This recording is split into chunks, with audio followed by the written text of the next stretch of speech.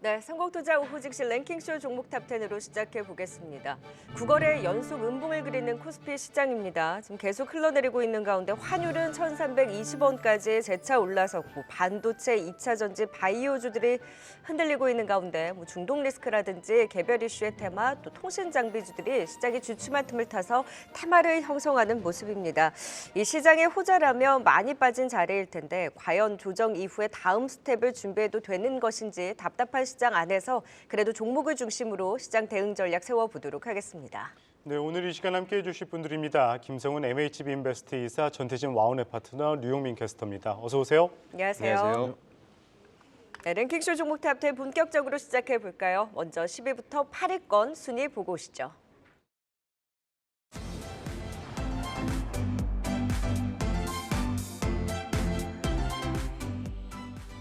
랭킹쇼 종목 탑10 시작하겠습니다. 먼저 10위 열어보겠습니다.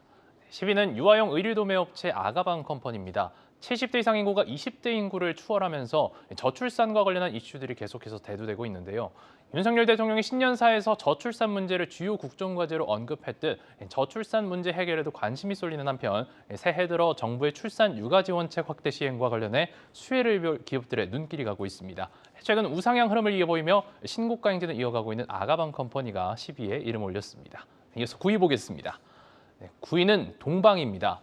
지난 13일 미국이 홍해를 봉쇄하고 있는 후티 반군의 추가 공격을 단행하고 전날엔 미국이 홍해에서 미군 함으로 향해 날아오던 후티 반군의 순항 미사일을 격추한 것으로 알려졌는데요. 주요 무역로인 홍해 항행 리스크 속 국제 물류에 차질이 빚어질 것이라는 우려가 지속되고 있습니다. 홍해 해협 운항 중단이 장기화되면 중동과 유럽항 해상 운임료 인상이 불가피하기 때문에 물류나 해운주들의 강세가 이어지고 있는데요.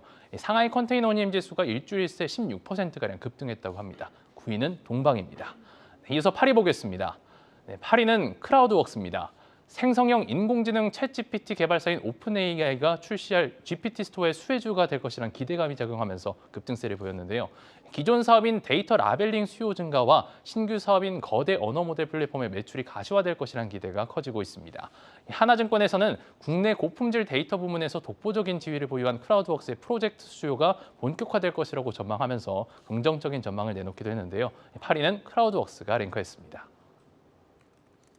네, 10위는 아가방 컴퍼니입니다. 저희 랭킹쇼 종목 탑10에도 자주 올라왔던 종목이죠. 아무래도 이 저출산 정책 테마감 때문에 계속해서 좋은 흐름 보이고 있는데 아가방 컴퍼니 좀 어떻게 대응하면 좋을까요, 김성훈 이사님? 네, 지난주에도 한번 짚어드린 적이 있는 것 같습니다. 일단 저출산 테마 자체가 여러 가지 의미를 이제 가지고 있는데 4월 총선을 앞두고서 총선의 어떤 정책주의 하나로서도 부각이 될 가능성이 있고요. 여야를 막론하고 이 저출산 문제에 대해서는 이견이 없다라는 점이 또 테마의 어떤 입장에서 봤을 때는 상당히 좀 강점을 가지고 있는 것 같습니다. 일단 최근에 저출산 관련된 뉴스들이 나오면서 국가 존폐의 위기까지다라는 좀 자극적인 뉴스 키워드도 나오고 있는 상황이기 때문에 일단 테마의 어떤 입장에서 봤을 때는 조금 더 이 시세는 이어져 갈 가능성이 높다라고 보여지고 있고요.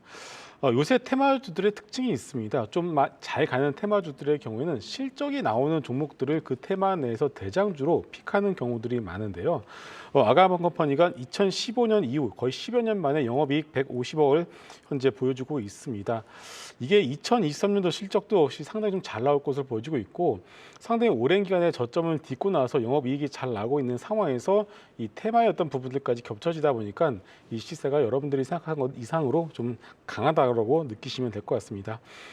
물론 하지만 테마주답게 어떤 추격 매수를 하시는 분들의 입장에서는 역시나 기술적 분석을 무시를 할 수가 없는데요. 테마주의 어떤 기본인 5일선을 다시 한번 깨지 않고 오늘 양봉을 그려내고 있는 만큼 오늘 종가까지 양봉을 그려낸다라면 내일 다시 한번 시세가 날 가능성이 높지 않나 이렇게 보고 있습니다.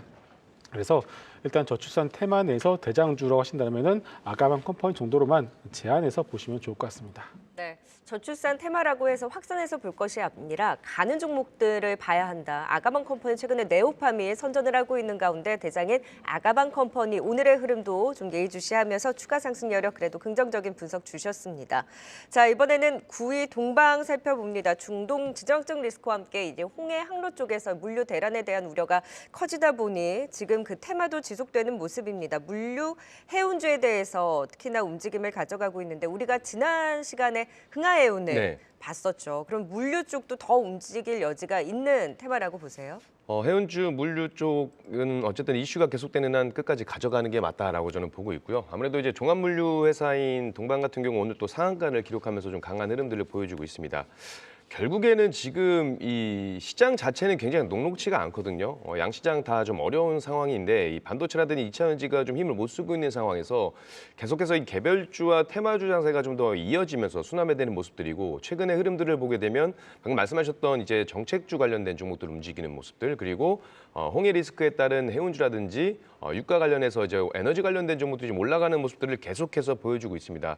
지금 이 홍해 리스크 같은 경우가 아까 뭐 기사를 보게 되면 이제 미사일을 발사하고 뭐 격추했다는 이야기가 나오고 있고 지난주에 그 흥하해운주 말씀드리면서 그 미국과 영국이 또 이제 보복 공격에 대한 부분들을 계속해서 나와주고 있는데 지금 이 홍해 리스크가 간단하게 뭐 단순하게 끝날 정도의 그 기미는 보이지 않고 있습니다. 물론 여기서 더 확정까지 가는지 그 여부에 따라서 이 관련된 종목들이 굉장히 좀 강세를 좀 보여주지 않을까라고 생각을 하는데 어쨌든 이 해운주라든지 이 물류 관련된 종목들이 이 홍해 리스크가 계속된다라고 한다면 결국 운임 비용 자체도 늘어날 수밖에 없고 지난번에 말씀드린 것처럼 이제 우회로를 택하게 되면서 거리수도 굉장히 길어지고 그렇게 되면 이제 운송하는 데 시간도 한 7, 8일 더 걸리는 부분들 그러다 보니까는 이제 화물들을 좀 더 빨리 많이 싣기 위해서는 이제 화주들이 앞다퉈서 백값을 좀 올리는 그런 모습들이 아마 나오면서 운임이 치솟는 모습들을 보여주고 있고요. 뭐 유조선 납포라든지 미국, 영국 뭐 반군, 후티의 뭐 여기에 공습 그리고 뭐 최근에 보면 기후 이상에 대한 부분들도 굉장히 좀 많이 나왔었는데 이 역시도 원인이 좀 되고 있는 부분들이 있습니다. 보고서에 따르면 세계적인 기상이변 확대로 해서 중앙 아메리카, 파나마 지역에 극심한 가뭄이 발생하면서 지난해 11월부터 이제 파나마 운하의 또 일간 통행 척수 제한도 시작됐다라고 하는 부분들도 이 해운주라든지 물류 쪽으로 아마 대란이 일어나면서 조금 더 시세가 좀 더 보여줄 것 같아요. 그래서 결론적으로 보면 그럼 우리가 이 해운주라든지 물류 관련된 테마를 언제까지 좀 봐야 되느냐라고 본다면 저는 결국에 리스크 해소될 때까지는 계속해서 변동성을 좀 보여줄 수 있다라고 보여지고 있고 다만 테마주 특성상 움직이는 모습들을 보고 그런 흐름들을 보여주다 보니까 개별적으로 정말 트레이딩 가능하신 분들에 한해서 좀 보시는 게 좋지 않을까라고 생각을 하고 있고 일단 테마는 그 이슈의 소멸 여부에 따라서 보시는 게 좋다라고 말씀드리고 싶습니다. 테마주다 보니까 지금 작은 종목들 중심으로 탄력적으로 움직이긴 하는데 그럼 굵직한 HMM도 이 테마와 연동돼서 조금 더 움직일 수 있을까요? 같은 시각으로 아니에요. 봐야 되나요? 다르다고 봐요. 그러니까 시가총액 큰 종목들보다는 오히려 좀 탄력적으로 움직일 수 있는 작은 종목들이 시총작은 테마주들 한해서의 의견이신 그쵸. 거죠? 그렇게 네. 움직인다라고 보시는 게 맞는 것 같습니다. 네, 동반까지 살펴봤습니다. 이어서 8위 크라우드웍스 또 진단해 보도록 하겠습니다. 이 데이터 수집하고 가공하는 데이터 플랫폼 업체죠. 크라우드웍스 오늘 같은 경우에는 이제 증권가 긍정적인 리포트 나오면서 강한 상승세 보이고 있는데 크라우드웍스 좀 올 한 해 어떻게 바라보면 좋을까요, 김성호 이사님? 네, 크라우드웍스 역시 이제 신규 상장 종목인데요. 상장되고 나서 1차 물량 소화 과정을 거쳤고요. 그리고 이제 바닥권에서 이 LLM이라고 하죠. 거대 언어 모델의 데이터 라벨링에 대한 부분들이 이제 부각이 되면서 상당히 좀 큰 기대를 가지고 있는 종목 중에 이제 하나입니다. 최근에 오픈 AI가 GPT 스토어를 본격적으로 출시를 했습니다. 이 GPT 스토어 출시되고 나서 나타났던 현상 중에 하나가 이 챗GPT 유료 가입을 하시는 분들이 좀 많이 늘어나고 있는 것 같습니다. 오늘도 저 아는 후배가 유료 가입을 하고 나서 이렇게 좋았냐라는 어떤 얘기도 하더라고요. 워낙에 그동안 사람들이 몰라서 안 썼던 거지 한 번 쓰기 시작하면은 이제 끊을 수 없는 것이 바로 이제 GPT라고 보시면 될 것 같은데 어쨌든 이런 흐름이 지어진다라면은 오픈AI GPT 스토어 역시도 이제 커 나갈 수밖에 없는 상황이고요. 과거에 애플이 앱스토어를 현재 처음에 오픈을 하고서 그 다음부터 이 앱스토어의 생태계가 어떻게 커 나갔는지를 우리는 잘 지켜봐 왔습니다. 그래서 크라우드웍스 같은 경우는 원래 기존 사업은 이 LLM 학습용 데이터 라벨링 사업을 통해서 주 매출을 끌어내고 있는데 일단 신사업이죠. 올해부터는 이 LLM 모델의 뭐 파인 튜닝, GPT 서비스 연동, 이 GPT-3라고 해서 이런 GPT 스토어에 들어가는 이런 프로그램을 만들 수 있는 여기에 개발 및 유지 보수 등 여러 가지 새로운 신사업에 대한 어떤 모멘텀까지 붙여버리니까 주가 역시도 어느 정도는 바닥을 딛고 올라가는 어떤 흐름으로 우리가 볼 수 있겠습니다. 가장 중요한 모멘텀은 역시나 매출이 나오고 있다라는 겁니다. 여러 가지 뭐 GPT 관련주들이 바닥에서 올라오고 있습니다만은 막상 재무제표나 사업 현황을 보게 되면은 아니나 테마주구나라는 생각을 여러분들이 많이 하실 텐데 이 종목 같은 경우는 실제 GPT와 관련된 어떤 종목이라고 보시면 될 것 같고요. 그래서 관련된 리포트도 많이 나오고 있으니까 한번 살펴보시는 것도 좋을 것 같습니다. 여하튼 일단 목표가는 5만 5천 원 정도로 제시를 해드릴 수 있을 것 같고요. 기존 사업인 데이터 라벨링을 통해서 안정적인 매출을 만들어냈고 신사업에 대한 기대감이 있다라면은 주가는 지금부터는 좀 더 올라갈 가능성은 있다라고 보고 있습니다. 네, 실제로 실적이 나오는 이 GPT 관련 실질 수혜주 클라우드웍스 긍정적인 의견 들어봤습니다. 이어서 7위와 6위에 또 어떤 종목 올라오고 있는지도 살펴보겠습니다.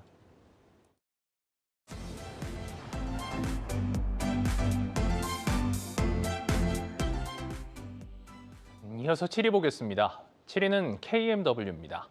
통신장비 대장주 중 하나죠. 최근 이재용 삼성전자 회장의 새해 첫 행선지가 6세대 이동통신과 관련됐다는 소식에 관련주들이 급등이 이어지고 있는데요.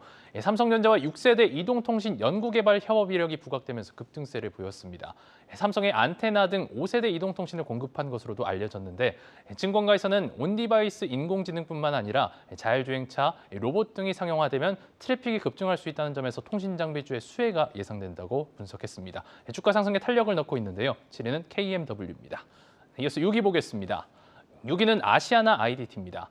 로이터 통신이 유럽연합 경쟁당국이 대한항공과 아시아나항공의 기업 결합을 최종 승인할 방침이라고 보도한 가운데 2020년 말부터 시작된 양사의 기업 결합 작업이 올해는 마무리될 수 있을지가 이목이 집중되고 있는데요.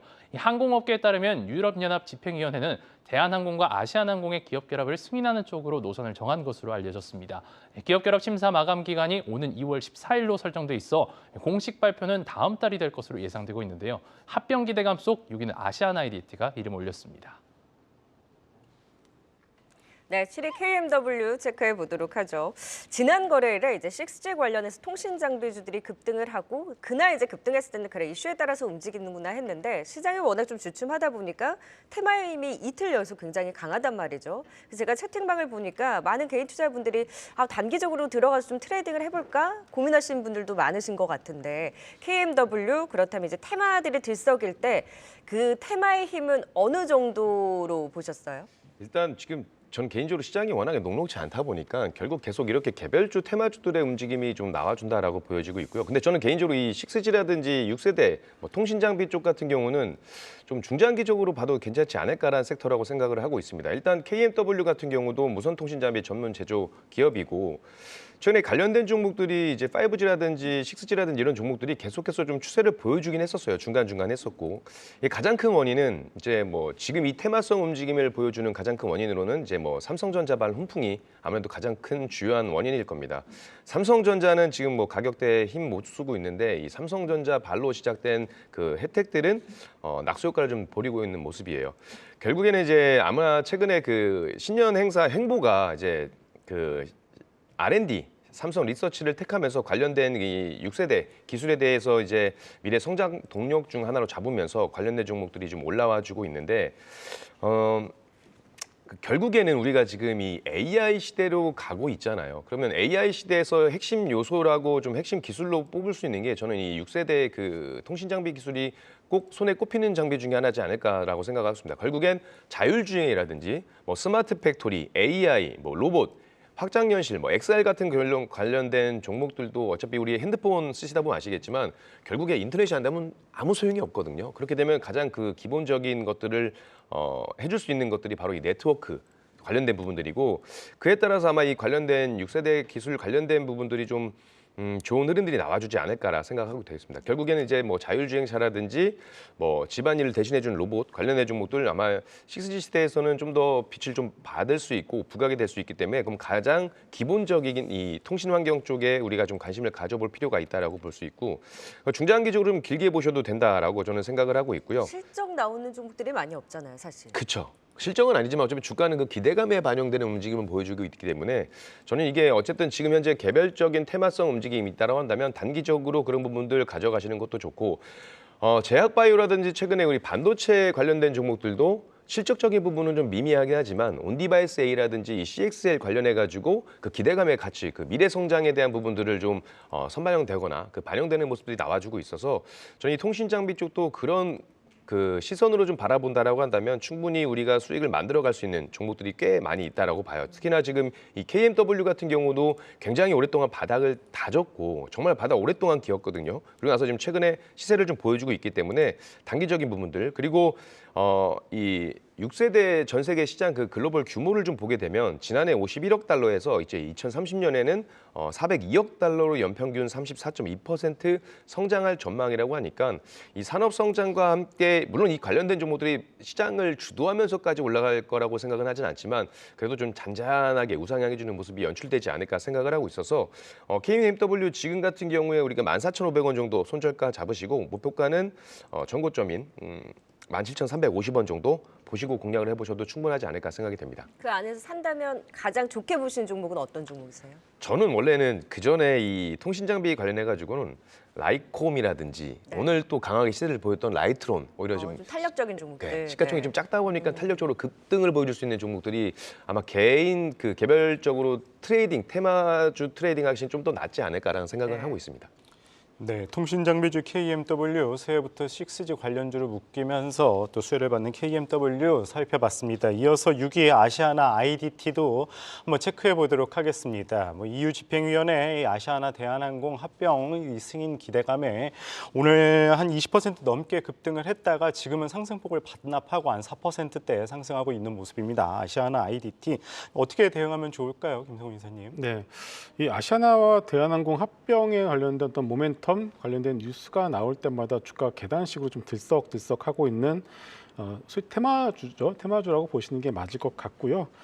일단 주말 사이에 EU 쪽에서 로이터 뉴스를 통해서 EU도 이 합병을 승인을 했다라는 뉴스가 나면서 오늘 장 초반 20%대 큰 폭의 갭상승 출발했습니다만은 역시나 좀 기대감이 있었던 것이 사실인 것 같습니다. 그 기대감이 뉴스가 나오면서 셀온으로 이제 작용을 하고 있고요. 그 셀은 이제 장대 연봉을 만들어내고 있습니다.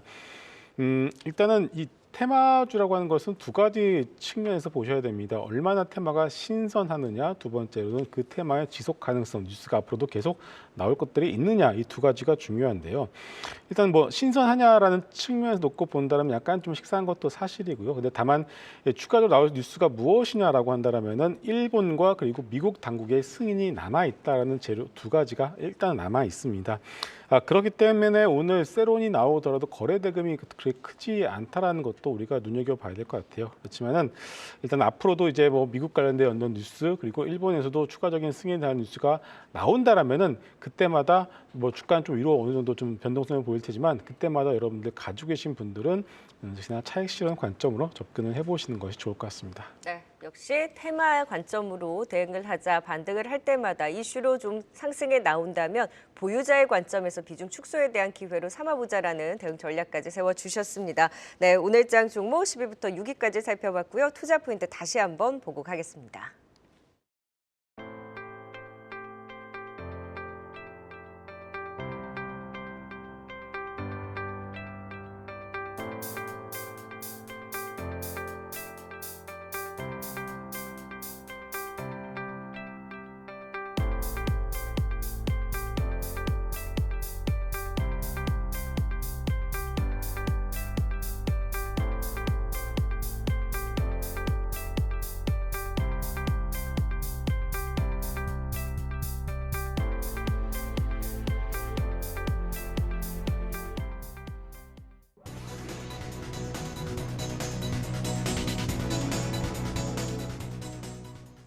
네, 장밋빛 전망이 쏟아지던 연말 연초와는 달리 코스피 9거래일째 약세를 보이고 있는 가운데 이 시각 특징주 살펴보겠습니다. 하지만 카카오그룹주는 올해 확실히 다른 분위기를 보여주고 있는 섹터 중 하나죠. 이 바닥을 딛고 전반이 올라오는 가운데 이 카카오뱅크가 1월 9일에 출시한 주담대 갈아타기 서비스가 흥행에 성공했습니다. 이에 외국인과 기관의 동반 수급 닷새째 이어지는 가운데 어느새 52주 신고가를 경신했는데요. 현재 5.6% 오르면서 31,050원에 거래되고 있습니다. 오늘 우리 시장 안에서 조선주들이 수주 소식과 함께 빨간불을 켜내고 있습니다. 그중 HD 한국조선해양이 최근 중동해 선사와 LPG 운반선 두 척 총 3,100억 원 규모의 건조 계약을 체결했다고 밝혔는데요. 쌓여가는 수주 잔고와 함께 주가도 상승을 보이면서 현재 3.2%의 강세 나타내고 있습니다. 트위치가 국내 사업을 철수하면서 아프리카 TV는 국내 스트리밍 시장 1인자로 우뚝 설 것으로 보입니다. 이에 투심이 긍정적으로 유입되는 가운데 골드만삭스에서 또한 긍정적인 평가를 내놓으면서 목표가 13만 원을 제시했는데요. 다시 한번 빨간불 켜낸 가운데 현재 10만 3천 원대 안착한 흐름 나타나고 있습니다. 엔터준의 새해 첫 주자로 JYP 엔터의 있지가 지난 8일 앨범을 발매했습니다. 이 한터 차트에 따르면 지난 일주일 동안 31만여 장이 팔리면서 이는 지난 앨범 초동 판매량 82만 장의 절반에도 못 미치는 수준을 기록했는데요. 이 대표 걸그룹의 컴백에도 성적이 부진하자 엔터주 전반은 약세를 보이고 있습니다. 그중 JYP 엔터 가장 깊은 낙폭 그리면서 현재 7.2%까지 하락폭 확대하고 있습니다. 지금까지 이 시각 특징주 살펴봤습니다.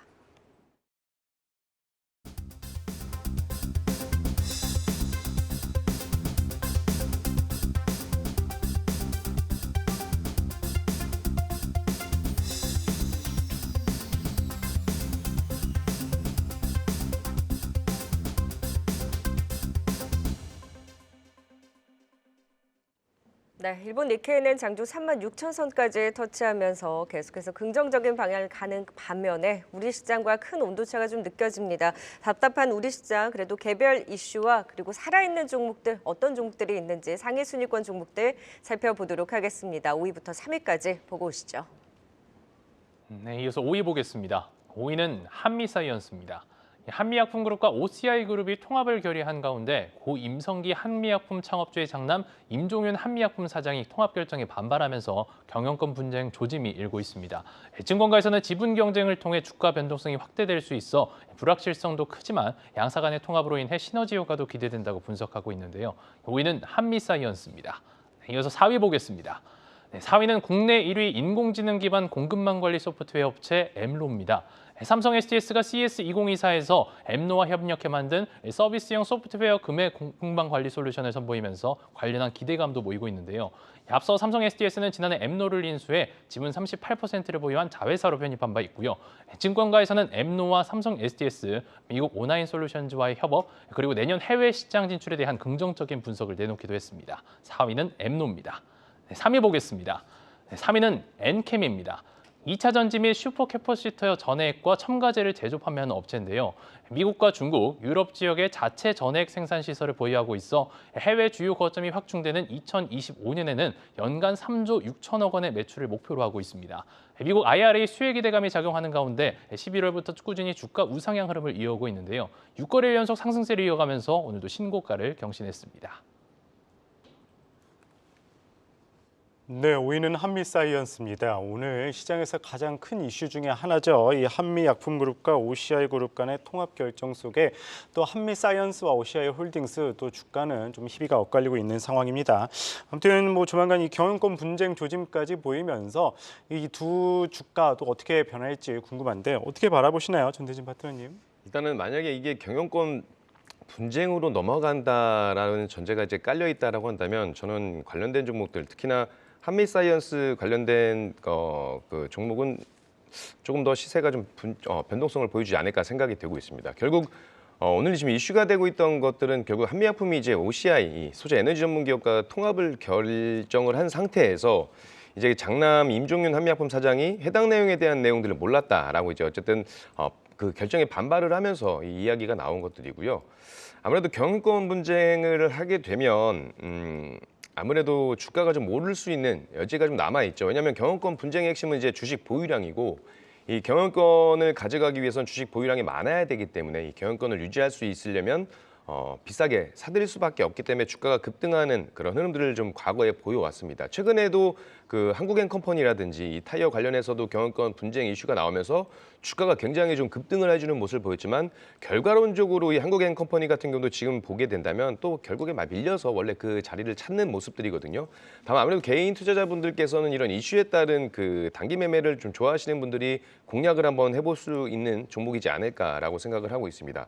물론 이제 경영권 분쟁 가능성 때문에 좀 시세를 보여줄 가능성이 있긴 하겠지만 그래서 이게 저는 이제 증권가에서도 이 두 회사 간의 이 통합에 대한 부분들은 좀 긍정적으로 보는 부분들이 있어요. 어쨌든 이제 OCI 그룹이 제약바이오 산업 진출에는 좀 한 발 다가설 수 있는 부분들이고, 한미사이언스 같은 경우도 이제 그 최근에 상속세에 대한 그 재원을 마련이 가능해지면서 어떻게 보면 양사 간의 지금 니즈가 좀 부합하면서 이런 그 결과물이 나왔다라고 생각을 하고 있고, 결국 이 한미약품 오너일과 지분에 대한 오버행 관련된 이슈 우려도 일단락 됐다는 점은 좀 긍정적으로 볼 수가 있다라고 볼 수가 있습니다. 그리고 한미약품이나 이제 한미사이언스 같은 경우도 거기 관련된 기업들은 이제 그 제약바이오 쪽에는 이제 향후 비만 치료제라든지 이런 부분들이 좀 좋은 흐름들이 나와줄 수가 있기 때문에, 만약에 이 두 회사가 시너지 효과를 제대로 낸다라고 한다면 향후 이제 뭐 실적을 통해서 외형 성장도 충분히 가능하다라고 보고 있고, 다만 지금 이슈 자체가 워낙에 그 경영권 분쟁으로 움직임을 보이기 때문에 결국 경영권 분쟁이 안 일어나면 그대로 그냥 다시 밀릴 수도 있거든요. 그렇기 때문에 그런 부분에 좀 관심을 가지면서 보시면 좋을 것 같고, 지금 현 가격대 많이 오르고 음봉을 보이면서 많이 밀리긴 했습니다만 관련된 종목들 보게 되면 다 꼬리를 좀 달아주고 있어요. 그래서 한미사이언스 같은 경우도 일단 손절가는 41,300원, 그리고 목표가는 52,000원 보시고 단기적 대응하시면 좋지 않을까 생각을 하고 있습니다. 그러면 한미사이언스와 그리고 OCI 홀딩스, 한미약품이 이렇게 반대급부적으로 움직이게 되는 걸까요? 그러니까 경권 분쟁 이슈가 부각이 되면 한미사이언스는 가지만 통합에 대한 기대가 있었던 OCI 홀딩스나 한미약품은 그렇죠. 좀 부담이 될 수 있으니까 경영권 분쟁 이슈는 한미사이언스에 국한해서 봐야 되는 그렇죠. 거예요. 지금 경영권 분쟁은 결국 한미 그 그룹 그 네. 안에서 형제들 간에 뭐 엄마 모녀 뭐 이렇게 하는데 네. 그거 거기에만 국한된 거다 보니까 OCI 홀딩스는 뭐 중장기적인 거 빼고는 이 경영권 분쟁 이슈로 수혜를 받기는 좀 어렵지 않을까라고 생각을 하고 있습니다. 네, 지금 한미사이언스가 오늘 이제 경영권 분쟁 이슈가 부각이 되면서 급등이 나오고 있긴 합니다만, 일단 통합이 됐을 때 OCI 홀딩스라든지 한미약품단에서 좀 긍정적인 방향으로 가는 만큼 이런 노이즈에 주가의 흐름은 다소 희비가 엇갈리고 있는 상황입니다. 하지만 경영권 분쟁 이슈 조금 더 움직일 여지는 있다. 한미사이언스에 대한 진단 주셨고요. 자, 이번에는 4위 엠로도 진단해 보도록 하죠. 항상 삼성 SDS와 좀 연동돼서 움직임을 가져가는데 여전히 추세를 잘 유지하고 있습니다. 성장 스토리 여전할까요? 네. 일단 코로나를 거치면서 이 공급망 관리가 정말 중요하다라는 사실을 이제 시장이 잘 깨닫고 있는 상황이죠. 그리고 꼭 그것뿐만이 아니라 이 공급망의 중요성은 아마존의 어떤 그간의 성장 스토리를 통해서도 상당히 중요함을 우리가 잘 알고 있습니다. 아마존이 이제 수요와 공급 간의 균형을 맞추기 위해서 스마트 이제 공급망 관리 시스템을 도입하고 나서 아마존이 급성장했기 때문이겠죠. 엠로는 잘 아시는 분도 있겠지만 인공지능 기반으로 해서 공급망 관리 소프트웨어를 개발하고 만드는 업체라고 보시면 되겠습니다. 작년에 삼성 SDS의 자회사로 편입이 되면서 주가가 상당히 큰 폭의 시세를 한번 내었던 것을 우리가 알 수가 있겠고요. 일단 엠로는 AI 기반으로 해서 수요를 예측하고 있고요. 그리고 구매 관련 데이터 솔루션을 제공을 합니다. 이렇게 되면서 기업으로 하여금 효율적인 수요 공급 어떤 재고 관리 시스템을 유지를 할 수 있다라는 그런 가장 큰 장점을 가지고 있습니다. 여기에 더해서 기술력뿐만이 아니라 이 기술력을 삼성 SDS 측에서 인정을 받았죠. 그래서 자회사로 편입이 되었고, 현재 시장이 좀 기대를 하고 있는 것이 뭐냐면은 이 오나이 솔루션스와 그리고 삼성 SDS, 엠로 이 3자 간의 파트너십이 통합 솔루션 출시를 좀 기대를 하고 있는데 약간 좀 딜레이가 된 것은 사실입니다. 근데 어차피 시간의 문제이기 때문에 그것이 본격적으로 런칭이 된다라면은 작년에 주가의 어떤 엠로의 시세를 뽑아내었었던 그런 그림들이 다시금 그려지는 어떤 그 상황이기 때문에 시간의 바닥권에서 조금씩 반등을 하고 있는 것으로 보여지고 있습니다. 나쁘지 않다라고 보고 있고요. 그리고 목표가는 10만 원으로 제시를 해드리겠고, 최근에 주가도 어느 충분히 좀 기간 조정과 가격 조정을 거쳤기 때문에 지금 자리는 그렇게 크게 부담스럽지는 않은 것 같습니다. 네, 엠노 부담스럽지 않은 자리 긍정적인 의견 주셨습니다. 이어서 3위 엔캠 또 살펴보도록 하겠습니다. 전해액 생산 업체죠. 최근 공격적인 증설 이외에도 IRA 수혜까지 또 받으면서 지난 11월부터 강한 상승세 보이고 있는 엔캠입니다. 엔캠 올 한해 좀 어떻게 보면 좋을까요, 전태진 파트너님? 일단은 2차 전지 전체적인 부분들을 좀 먼저 말씀을 드리고 싶긴 한데, 일단 2차 전지 관련돼서 성장 동력에 대한 부분이 조금 둔화된 것들은 사실이거든요. 지금 테슬라 같은 경우도 결국 계속해서 악재가 나오면서 주가가 좀 많이 하락을 보여주고 있고, 독일 그 생산 공장도 이제 중단한다라는 이야기가 나오고 있습니다. 물론 전체적인 부분에서 본다라고 한다면 2차 전지의 그 성장 동력이 조금 둔화되는 모습들은 보여지는 대로 그냥 딱 대응을 하시는 게 맞다라고 봐요. 에코프로 BM이라든지 에코프로 같은 경우도 박스권의 흐름들, 물론 하방 경직에 대한 부분들이 바닥을 좀 다져주는 부분도 있긴 하겠지만 역시나 상방에 올라가는 그 부분도 조금은 한정적인 그런 흐름들을 보여주고 있어서 2차 전지 전체적으로 본다라고 한다면 조금은 이제 박스권의 형태가 좀 더 지속이 되지 않을까라는 생각을 하고 있습니다. 다만 이 엔캠 같은 경우가 최근에 이런 종목들 엔캠 말고도 최근에 그 에코앤드림 같이 이런 소재 관련된 종목들이 그 개별적인 이슈들이 좀 나와주면서 좀 강세를 보였던 부분들이 있어요. 물론 2차 전지 관련해서 이제 인플레이션 감축범에 대한 부분들도 우리가 생각을 해야 되는 부분이긴 한데 일단은 엔캠 같은 경우도 최근 상승세를 계속 보여주고 있기 때문에 가지고 계신 분들은 그냥 수익을 끌고 가는 게 맞다라고 보여주고 있습니다. 결국에 엔캠이 2차 전지에서 이제 전해액을 생산하는 기업이고 세계 최초로 2세대 이제 그 전기차용 전해액 사업화에 성공한 기업이기도 합니다. 최근 해외 공장에서 이제 리사이클링 관련된 신규 사업도 진행 중이고 LG 에너지 솔루션이라든지 SK 이노베이션, CATL 업체에 납품하는 기업이기도 해요.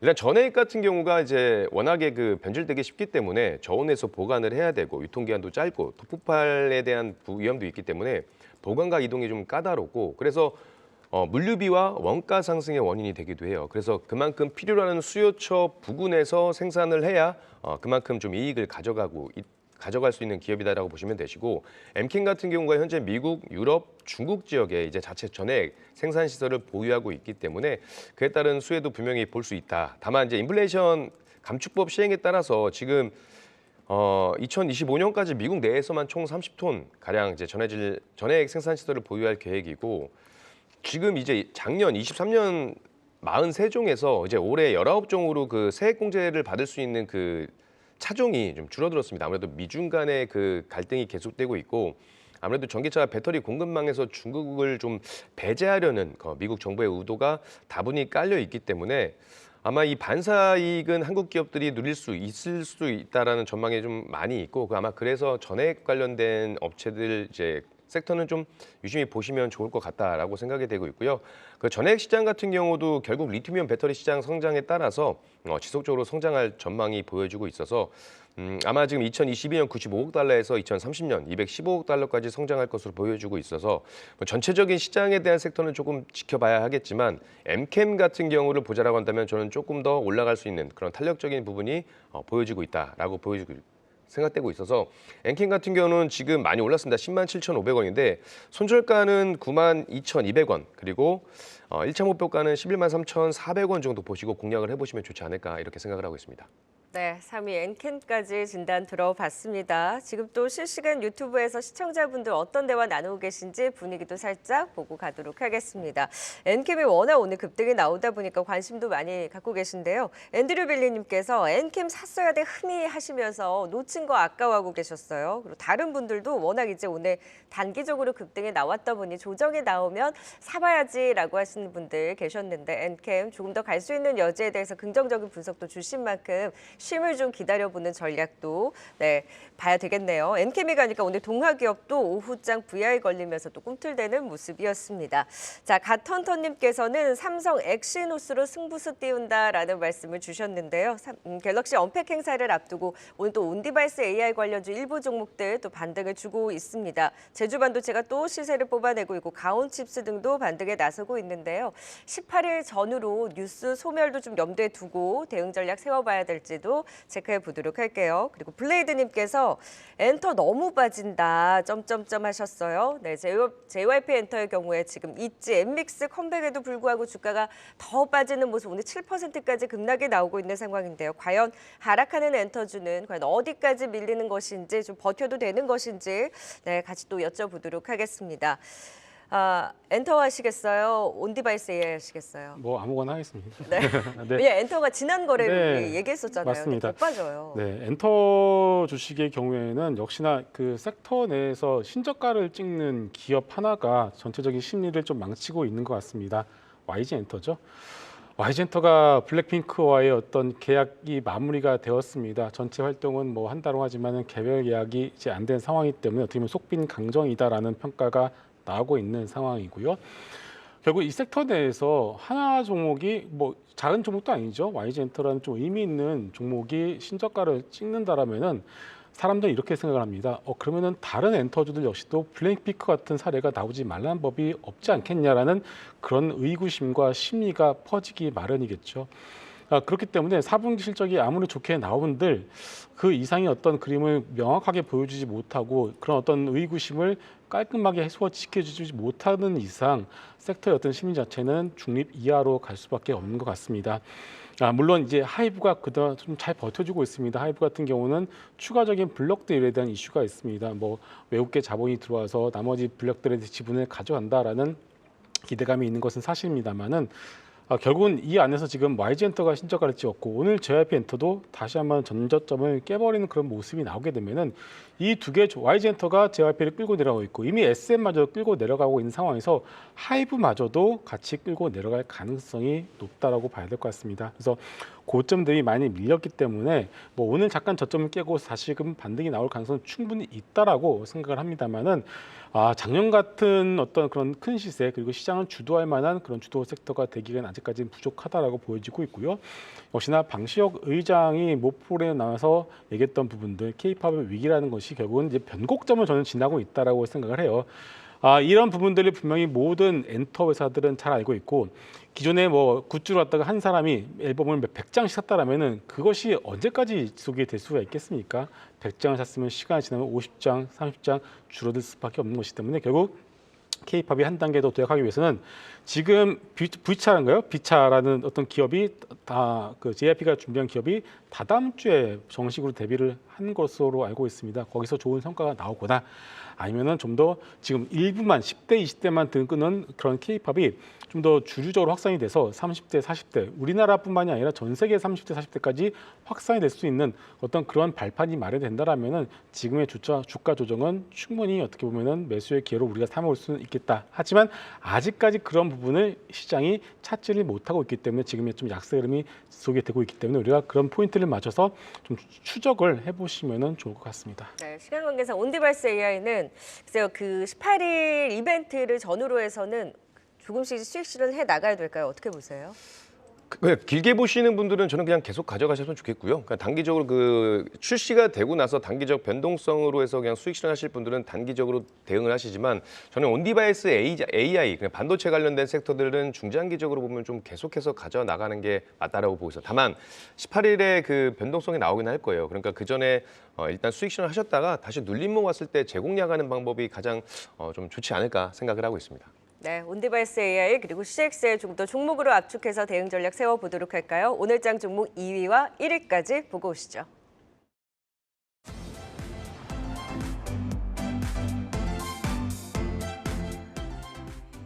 2위 열어보겠습니다. 2위는 반도체 검사 장비 전문 업체 네오셈입니다. 인공지능 시장 확대 속 반도체 수요 증가가 예상되는 가운데 반도체 검사 장비의 수요도 나란히 증가할 것으로 예상되고 있는데요. 이 고대역폭 메모리를 잇는 차세대 메모리 기술로 CXL이 곽광받으면서 관련주들의 급등세도 지속되는 가운데 네오셈은 SSD 검사 장비 글로벌 점유율 1위로 차세대 반도체 기술 관련 장비를 일찍이 개발한 사실이 부각되고 있습니다. 여기 오늘 윤석열 대통령의 경기 남부 반도체 메가 클러스터에 622조 원 규모의 투자 계획을 밝히면서 업황 내 훈풍도 이어지고 있는데요. 2위는 네오셈입니다. 마지막 1위 보겠습니다.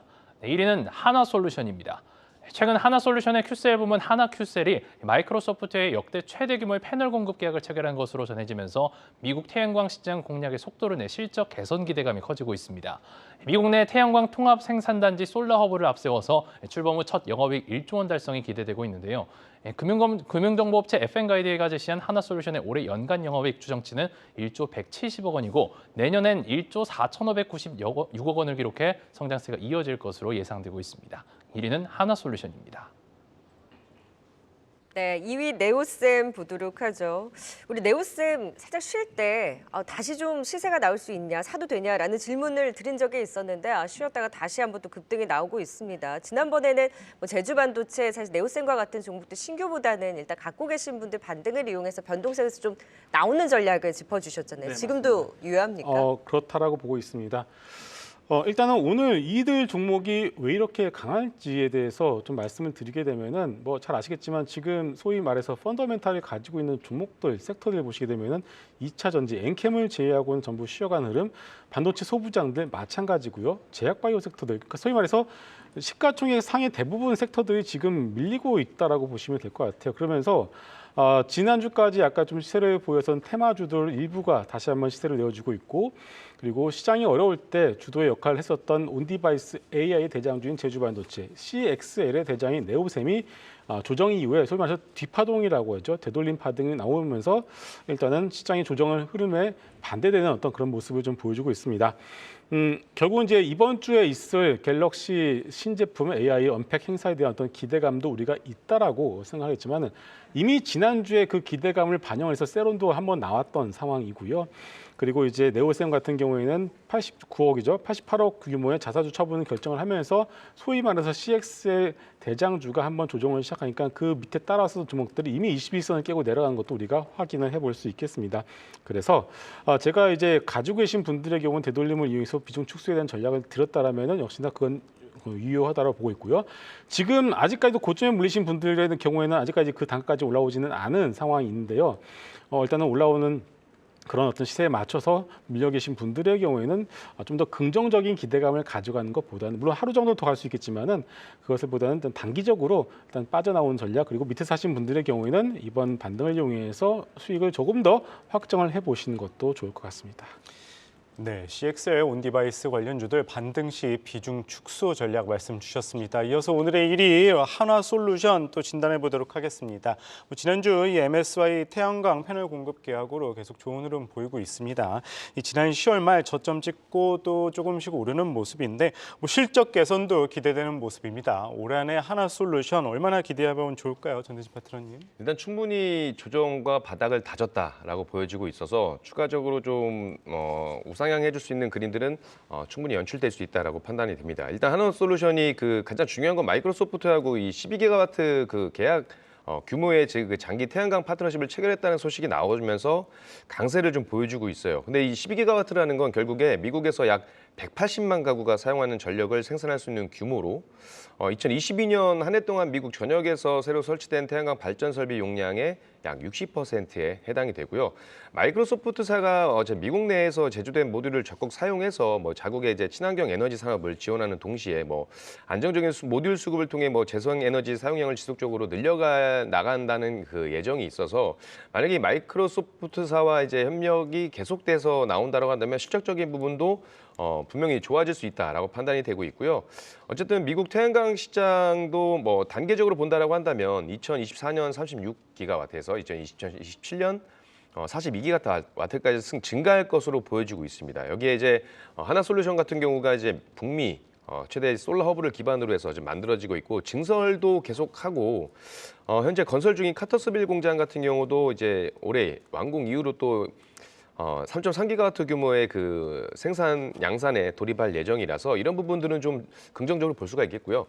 중요한 건 이제 인플레이션 감축법의 그 세액 공제가 늘어서 수익성 회복이 뚜렷해진다라고 봤을 때는 성장 기대감이 좋은 흐름이 나와줄 수 있을 것이다라고 보여지고 있습니다. 근데 중요한 건 지금 이제 올해 미국이 대선이 앞두고 있는 상황에서 지금 트럼프 지지율이 상당히 좀 고무적이란 말이죠. 그런 상황에도 불구하고 원래 트럼프 전 대통령 같은 경우는 애초에 이 친환경 정책보다는 전통 에너지의 우호적인 가치관을 좀 가지고 있는데 트럼프의 지지율이 높아진데도 불구하고 이 신재생 에너지 관련된 종목들이 크게 밀리지 않는다라는 모습들은 그와는 좀 별개로 일단 대선 리스크와는 좀 별개로 실적적인 부분이 좀 더 부각이 되지 않을까라는 생각을 하고 있어서 저는 충분히 좀 강하게 올라오기보다는 우상향을 좀 해주는 그림들이 나와줄 수 있을 것이다라고 보고해주고 있고요. 지금 가격대에서 손절가는 36,300원 바라보시면 좋을 것 같고 목표가는 45,000원. 그리고 기본적으로 지금 기술적으로 본다면 20일 이평선을 밀리지 않고 간다라고 한다면 계속 지지받으면서 올라가지 않을까 생각을 하고 있습니다. 네, 태양광 관련주 한화솔루션 긍정적인 이야기 들어봤습니다. 5위 한미사이언스부터 2위까지 투자 포인트 다시 한번 보고 오겠습니다.